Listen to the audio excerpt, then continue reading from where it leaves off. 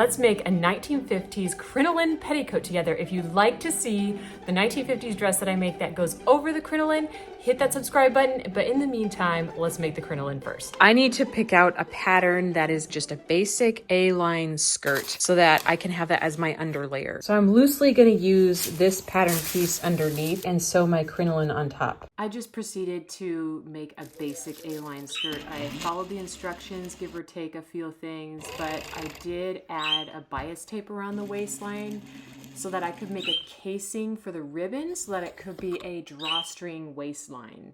So yeah, just pulling the ribbon through, and then after that it was finished and ready for the next step. So I don't want to start my crinoline right up here because I do not want it too puffy at the waist. So I'm going to come down here, start about 5 inches down from the waistline. The crinoline needs to be 29 inches because my dress is 31 inches, but I want it to be 2 inches shorter so it doesn't show. So I'm going to do a ruffle about that thick and then do a big ruffle going down.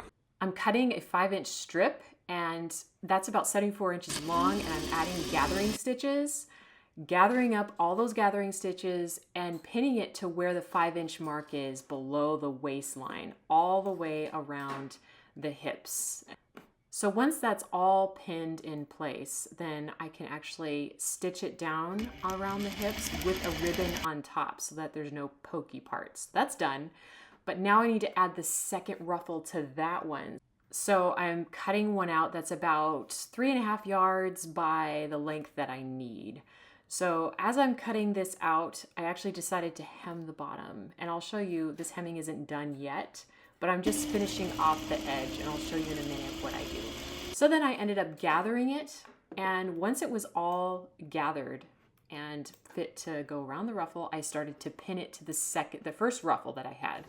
And then I'm stitching it together. Back to the hemming part, I remeasured the length of the skirt once the ruffles were sewn together, and I decided to fold it up with all that extra length down at the bottom, and this creates the thicker hem at the bottom. So just pin it up to where you need to be, and it kind of adds character to have a thicker hem at the bottom.